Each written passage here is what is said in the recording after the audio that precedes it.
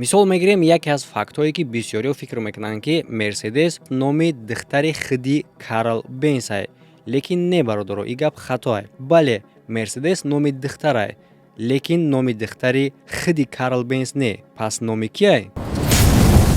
Адар логотипи худи Мерседес боша, ситораи сехушаи Даймлер ки маънош ва ҳамин хеле бародаро дар комментария як легендари промокоди дигар закрепит карда шудагие ки ба ёрдами ин промокод шумо метавонед дар сайте ки ба шумо имконият мета дар бурди ҷанговар бозингаро пулкор кунен бонус ба даст биёрен ба ёрдами промокод. Ба салги дар комментария закрепит шуда бигзарен дар сайт регистратсия кунед ва дар вақти полни регистратсия кардантон промокоди канала истифода барем барои бонус ба даст овардан мувофиқи пули мондагитон ва ҷанговари дӯстдоштаи хитона ки шумо дар бурди ӯ боварӣ доред интихоб карда пулкор кунед. Ссилка ба регистратсия кардан дар сайт ва промокод барои бонус ба даст овардан дар якум комментария закрепит шудагие.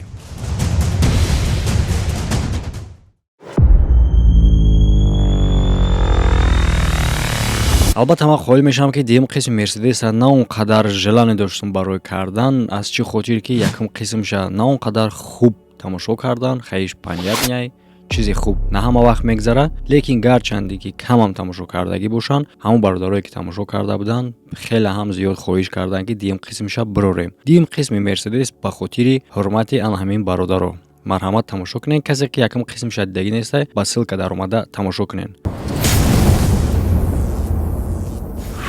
ҳамада салом алейкум бародаро, хуш омадем ба канали Сим Шарипов. Бо шумо ҳастам ман Муҳаммад Шарипов. Таърихи пайдоиши легенда Мерседес Бенц аз аввал то имрӯз. Барои машҳур шудани маркаи Мерседес Бенц хеле ҳам нақши муҳим мебоза реклама. Дар ҷа мошинои Benz NC соли 1894 ба гонка мебароянд. Маҳз дар ҳамин сол редактори маҷаллаи Париж La Petite Journal якумин гонкаи мошин ташкил мекунад бо маршрути Париж Руан. Барои иштирок дар гонка роҳ дода мешуд тамоми техникаҳое ки ақаллан 3 чарх ва муҳаррик доранд. Ба организаторҳо 102 заявка дода мешавад, лекин танҳо дар охир 25 таи ӯҳо дар гонка роҳ меёбанд, ки албатта дар шумораи ё буд Эмили Роуж, ки дар мошини нави ширкати Benz модели Vela мия. Ба он нигоҳ накарда ки Эмил ба финиш 14ум шуда мераса, ӯ соҳиби 5-ум премия мешавад бо арзиши 500 франк. Мошине ки дар он вақт ӯ меояд спортивни, яъне ки варзишӣ ҳисобида мешид. Дар баробари боло рафтани ширкат ҳамчунин афзоиш меёбад шумораи тарафдорони ширкати Benz. соли 1901 ҷаҳон шинос мешавад бо маркаи нави Мерседес, Мерседес 35 PS. аз баромадани ҳамин марка маълум мешавад ки ширкат каме ақиб мондагӣ аз суръати пешравии ҷаҳонӣ. Барои аз ин ҳолат баромадан ба ширкат даъват карда мешавад инженери фаронсавӣ бо номи Мариус Барбара. дар ҷа қайд кардан муҳим аст ки дар аввал атношения байни франсуз ва Benz на он қадар хуб буд. якеш намехост ки фикрҳои дигарша амалӣ кунад. тамоми навовариҳои Benz франсуз рад мекард. муноқиша то ҳамин дараҷа омада мераса ки дар охир ҳатто Benz мехоҳад ки аз ширкати худаш бароя ва тамоми кора биспора бовар кунад ба франсуз, ки баъдани кор як қатор мушкилӣ меёрад. маълум мешавад ки Барбара аз уҳдаи коре ки ба дӯши ӯ гузошта шудагӣ намебарояд. танҳо бо омадани ба ширкат инженери олмонӣ Ганс Нибел корҳои ширкат оҳиста оҳиста беҳтар шудан мегирад. таҳти назорати ӯ сохта мешавад машҳуртарин мошин дар ҷаҳон, ҳамчун мошини гоночни Blitzen Benz, ки муҳаррики ӯ бо 200 қувваи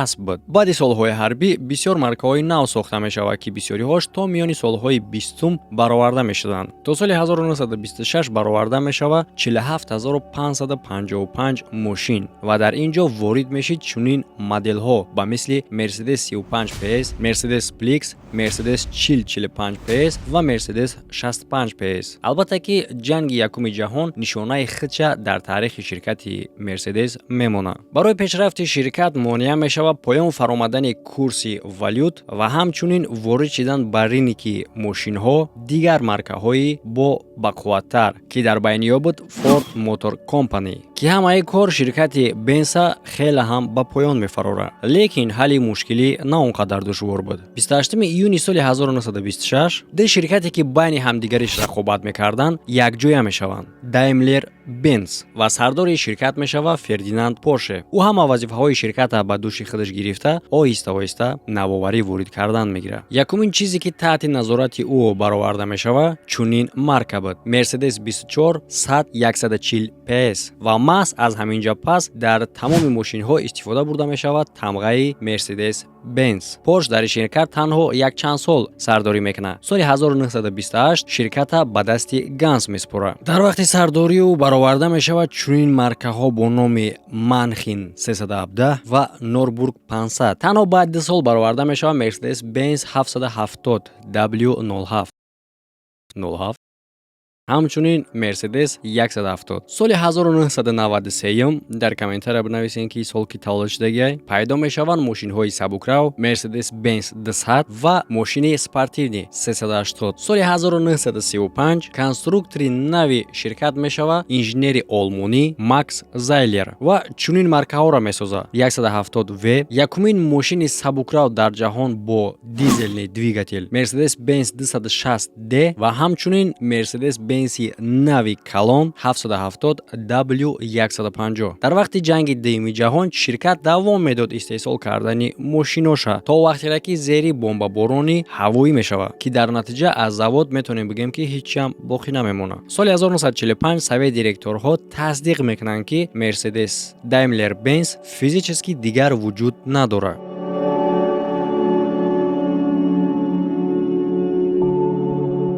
ин маънои ӯро надорад ки тамоман ширкати Mercedes аз байн рафт, аммо маънои ӯро дошт ки аз ин супас дигар тамоми қувваҳо ҷалб карда мешавад на дар сохтани мошин, а дар сохтани заводҳои нав. Аз моҳи майи соли 1949 барқарор ва истеҳсоли мошинҳои Benz оғоз меёбад. Лекин ҳамаи маркаҳо дар кузовҳои пешина сохта мешид ки албатта ин хеле метавонист таъсири сахт барасонад дар шумораи мошинҳои фурӯхташуда. Лекин халқ маҷбур намешавад ки навовариро муддати дароз интизор шаванд. Моҳи январи соли 1952 модели нав мебарояд бо кузови калон таҳти номери W191. ҳамчунин истеҳсол карда мешавад W187. танҳо ба хотири ҳар дам маркаҳо ширкат метавонад ки як таҳкурсии хеле ҳам мустаҳкам барои пешрафти худаш бисозад ва ҳатто яке аз пешқадамтарин ширкат дар Европа мешавад. баъди барқарор шудани заводҳо ширкат оғоз мекунад барои истеҳсол кардани як қатор мошинҳое ки барои табақаи болои одамо пешбинӣ шуда гирданд. Якумин бор чунин мошин намоиш дода мешавад дар автосалони Париж соли 1951. маҳз лимузин W186 300 хеле ҳам машҳур буд дар байни бизнесменҳои калон, ситораҳои машҳур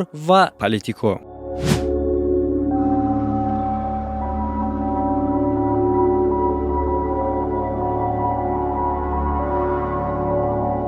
Категорияи охир ба мошин як номи неофициалӣ метавад бо номи федеральни канцлери ФРГ Конрад Аденауэр ки ин мошини шахсии худша дошт ва ӯро хеле ҳам сахт қадр мекард. соли 1954 мебарояд серияи W186 300B ки дорои барабанҳои нави тормозӣ ва решоткаи пеш буд. Баъд як сол марка тағйир меёбад бо 300C ки ин мошин дорои коробка передачи автоматикӣ буд. Автомат. Тасаввур мекунем бардоро ки дар маркаи Mercedes автоматика кай баромадагиай. Аҳсан. Ба хотире ки дӯстдорҳои мошин ширката хуб қадр мекарданд, ӯ дорои ресурсҳои нав мешавад барои сохтани ба ғайр аз мошинҳои қимат боз мошинҳое ки дар нигоҳдорӣ арзонтаранд. ин марка буд W120-180. барориши ӯ давом меояд то аввали солҳои 1960. Лекин аз ҳама мошине ки бештар хадавои бигем буд бештар мехариданша ин буд W180 220A ки дар ин мошин насб карда шудагӣ буд двигател бо қувваи 89 асп. Серияи 220 Pantone давом меёбад то сентябри соли 1959. дар вақти барориши Pantone базаи хеле ҳам хуби ӯ сохта мешавад ки хеле ҳам кори сборкаи мошинои ояндара осон мекард ва аллакай дар соли 1960 ширкат метавонист ки дар 25 соат як мошин сабират кунад. ва албатта ки дар бораи серияи гоночниҳо ҳам гап задан дар кор аст. соли 1952 бароварда мешава Mercedes-Benz W194. оғози SLR ки тавонист дар гонка ҷои дуюм ва чорума бигирад. сабаби хеле ҳам пешрафти ширкат мешава Mercedes-Benz W196 ки гоншики аргентинӣ Хуан Мануэл Фанхио дар чемпионати Формула 1 бурд мекунад. соли 1954 55 вақти ҳамин сол версияи дигари машин ки бозам беҳтар карда шудагӣ буд аз ҷиҳати техникӣ Mercedes-Benz W196S 300 SLR таҳти рақами 722 рекорди нав мегузорад дар гонкаи милли-мил ки то айни замон ин рекорд задагӣ нест. ва дар ин вақт яке аз машҳуртарин мошинҳои солҳои 50 мебарояд. Mercedes-Benz W198 300 SL. ҷолибиш яе ки идеяро барои сохтани чунин мошин пешниҳод кардагиай бизнесмен Макс Хофман. дар натиҷа соли 1954 тақрибан аз тарафи тамоми элитаҳои Амрико ки дар вақт зиёда аз 80% мошинҳо фиристода мешид, тариқи ауксион харидорӣ карда мешаванд бо арзиши хеле ҳам гарон. ва дар ин вақт ширкат кор мекард барои сохтани маркаҳои нав. дар назди во вазифаи аниқ гузошта шудагӣ буд: бехатарӣ, удобства ва классика. гапи ман дабардора придираться накунем, ма тоҷикиро намедонам, худтон перевод кунем, аллакай фаҳмидем ки чӣ гуфтанем. чунин тамғаҳо мешаванд W111 ки якумин бор пешниҳод карда мешавад аз тарафи ширкат соли 1959 дар автосалони Франкфурт. шассии ин мошин ба мисли шассии Пантон буд, лекин плавникош бошад дигар хел ва албатта ки хиди кузовам беҳтар метофт ба хотири блокҳои дарози фар ва албатта салоншам кушод буд ва тамоми панели приборҳо ва ҳатто рул ҳам аз материалҳои хеле ҳам мулоим рӯйпӯш карда шудагӣ буданд. охирон тағйироти плавникҳои ӯ карда мешавад соли 1961. Mercedes-Benz ба анҷом мерасонад барориши на танҳо пантонҳоро ва ҳамчунин лигаи болои мошинҳое ки дастӣ ҷамъ карда мешуданд. W189 Adenauer 300. тамоми бартариятҳои лимузин дар асоси седани оддӣ сохта мешавад. модели 300 SEL. лекин ба ҳамаи нигоҳ накарда якумин оғози Adenauer ҳисобида мешавад лимузин W100 ки дарозиш тақрибан 6 метр буд ва дар дарунаш телевизор ва подвескаи пневматикӣ буд. мотори M100 ки объёмаш 6.3 буд ва дорои 250 қувваи асп метавонист ки мошини калона суръати ҳаракатша то 205 км/соат барасонад. ҳамин тариқи мошин метавонад ки дар ферге ҷои дуюма бигирад аз ҷиҳати суръат баъди Porsche 911. мошин ҳамин қадар машҳур буд ки то солҳои 80 бароварда мешид ин марка. аз байни солҳои 60 то 70 истеҳсол карда шудагиай хеле ҳам мошинҳое ки аз ҷиҳати техникӣ хуб буданд ва машҳур буданд дар байни халқ. эпохаи нави мошинсозӣ оғоз мешавад ҳамчун қувваи экономикии нави ферге ва Mercedes-Benz боша позитсияи аниқи худша ишғол мекунад дар давлат ҳамчун лидери мошинсозӣ. миқдори хеле ҳам зиёди ин мошинҳо ба хориҷа фиристода мешид ки дар оҷао аз ҷиҳати техникӣ худшона хеле ҳам хуб нишон медоданд. плавникҳо оҳиста оҳиста аз мода мебароянд, дар ҷои ӯ дигар меояд.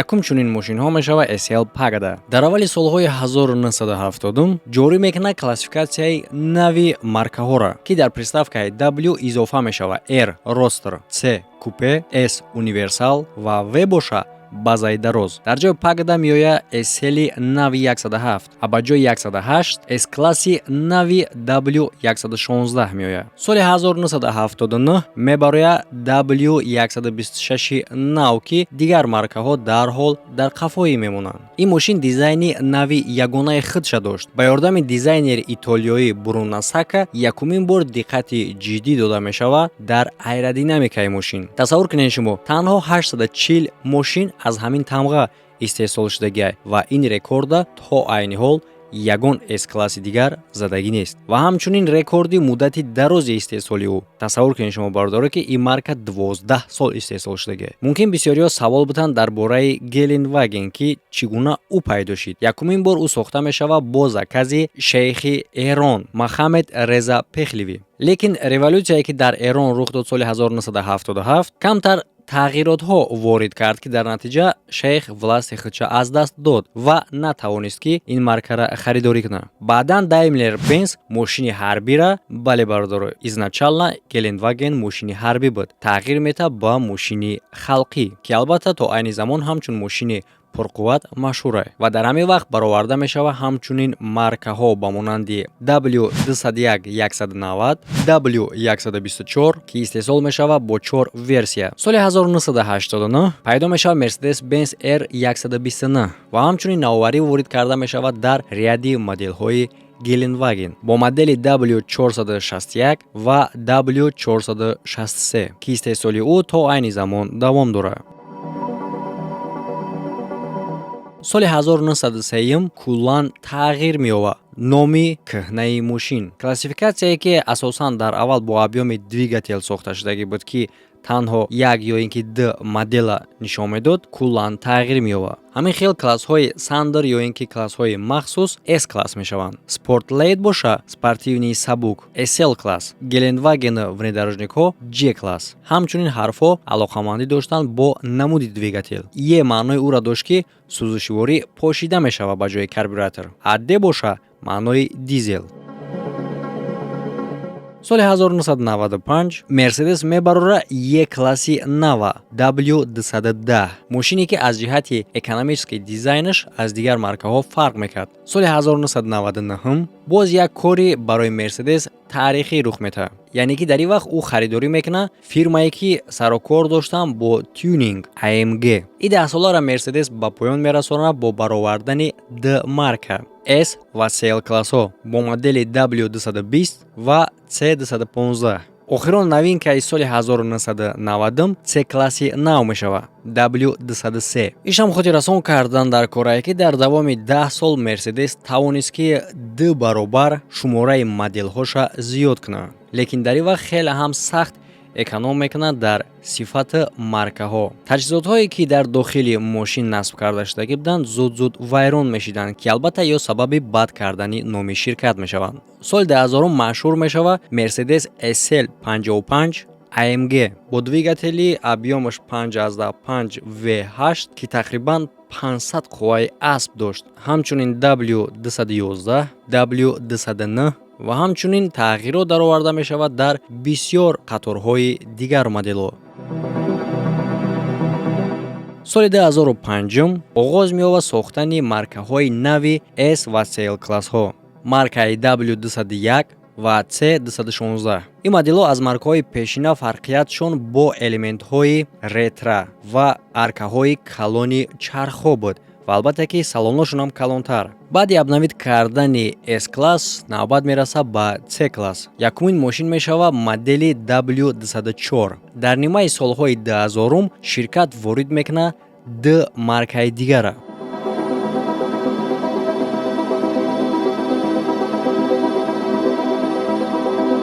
якумин модели внедорожник GL-класс X164 версияи дароз карда шудаи W164L класса. баъди ӯ мебарояд внедорожники миёнаҳаҷм GLK класс X204, ки сохта шудага дар базаи универсал S204 C-класс. соли 2008 таърихи маркаи Mercedes тағйир меёбад бо барориши мошинҳои нави боркаш.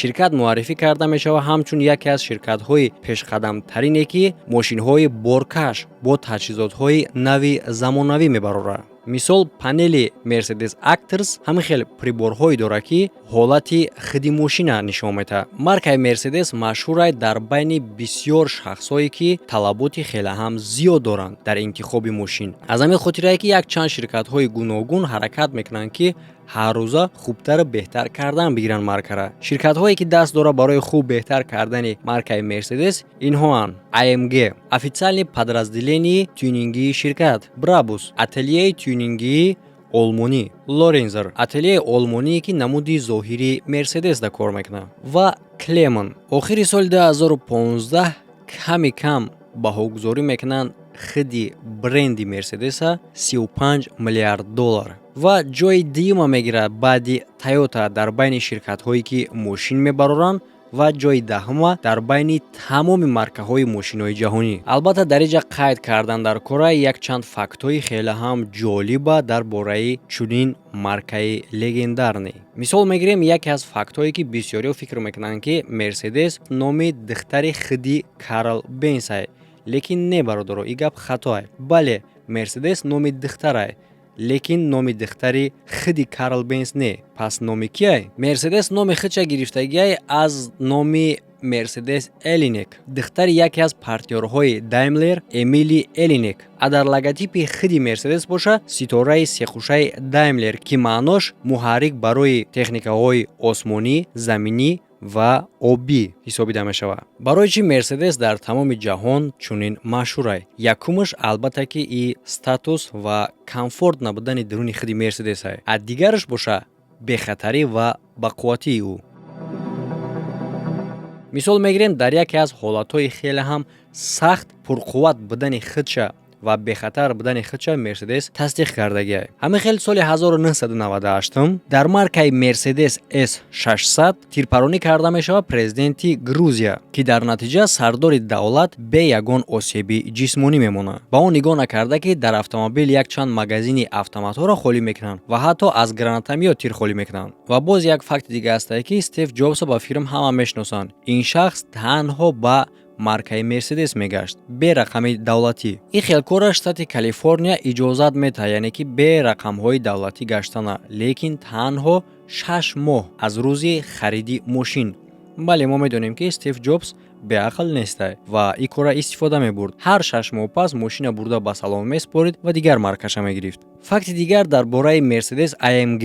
Давоми якчанд даҳсолае ки дивизи Мерседес AMG чунин слоган боқӣ мондагиай: як шахс, як муҳаррик. ин маънои ӯро дорад ки ба ҳар як муҳаррике ки дар завод ҷамъ карда мешавад, як шахс ҷавобгар ай, ки ин шахс баъди ҷамъ кардани двигател ӯра аз санҷиш мегзарона ва дар ҳуҷҷатҳо имзои худша мемонад. Ҳамин тариқ ӯ тамоми ҷавобгариша дар бораи сифати муҳаррик ба дӯши худ мегирад. Тасаввур кунед шумо, агар вақте ки мотор ягон гуноҳ баровард, ту компанияро гунаҳгор мекунӣ. Намедонӣ ки ӯ касяка именно кадом коргар кардагия. Дар ин ҳолат тамошо кунед чӣ қадар ӯ ай худшон бовар доранд ки ҳамун шахсе ки мотора сабират кардагия имзои худша мемонад. Яъне ки ман тоқа худам ҷавоб мегӯм дар ҳамин. Ана ира гарантия мегӯям.